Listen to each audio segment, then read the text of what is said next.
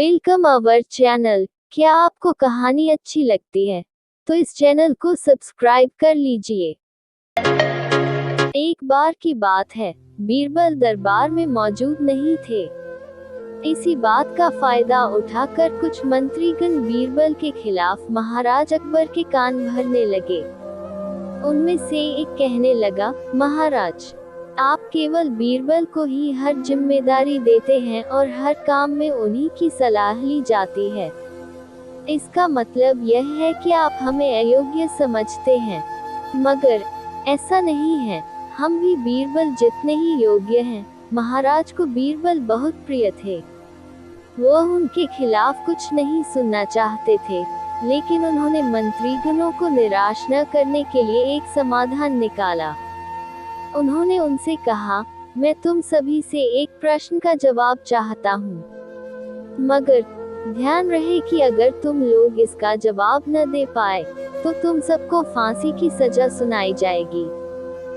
दरबारियों ने झिझक कर महाराज से कहा, ठीक है महाराज, हमें आपकी ये शर्त मंजूर है, लेकिन पहले आप प्रश्न तो पूछिए। महाराज ने कहा, दुनिया की सबसे बड़ी चीज क्या है? यह सवाल सुनकर सभी मंत्रीगण एक दूसरे का मुंह ताकने लगे। महाराज ने उनकी ये स्थिति देखकर कहा, याद रहे कि इस प्रश्न का उत्तर सटीक होना चाहिए। मुझे कोई भी अटपटा सा जवाब नहीं चाहिए। इस पर मंत्रीगणों ने राजा से इस प्रश्न का उत्तर देने के लिए कुछ दिनों की मोहलत मांगी। राजा भी इस बात के लिए तैयार हो गए। महल से बाहर निकलकर सभी मंत्रीगण इस प्रश्न का उत्तर ढूंढने लगे। पहले ने कहा कि दुनिया की सबसे बड़ी चीज भगवान है, तो दूसरा कहने लगा कि दुनिया की सबसे बड़ी चीज भूख है।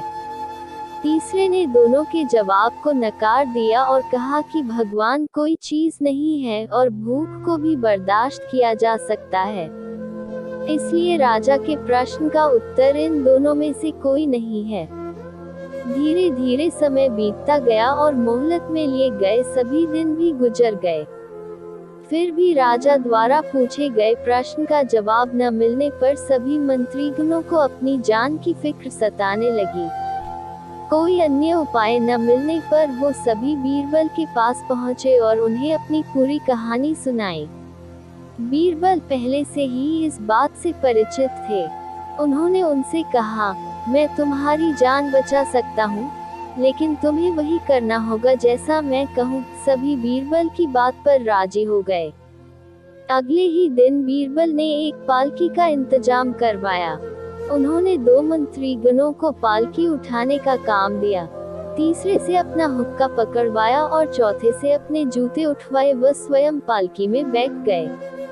फिर उन सभी को राजा के महल की ओर चलने का इशारा दिया। जब सभी बीरबल को लेकर दरबार में पहुंचे, तो महाराज इस मंजर को देखकर हैरान थे। इससे पहले कि वो बीरबल से कुछ पूछते, बीरबल खुद ही राजा से बोले, महाराज, दुनिया की सबसे बड़ी चीज गरज होती है। अपनी गरज के कारण ही ये सब मेरी पालकी को उठाकर यहाँ तक ले आए हैं। यह सुन महाराज मुस्कुराए बिना न रह सके और सभी मंत्रीगण शर्म के मारे सिर झुकाए खड़े रहे। कहानी से सीख। इस कहानी से हमें यह सीख मिलती है कि हमें कभी भी किसी की योग्यता से जलना नहीं चाहिए, बल्कि उससे सीख लेकर खुद को भी बेहतर बनाने की कोशिश करनी चाहिए। इसी तरह के अच्छी और मजेदार कहानी सुनने के लिए चैनल को सब्सक्राइब कर लीजिए और बेल आइकन को ऑल पे प्रेस करना ना भूले। हम आपके लिए अच्छी कहानी लेकर आते रहते हैं।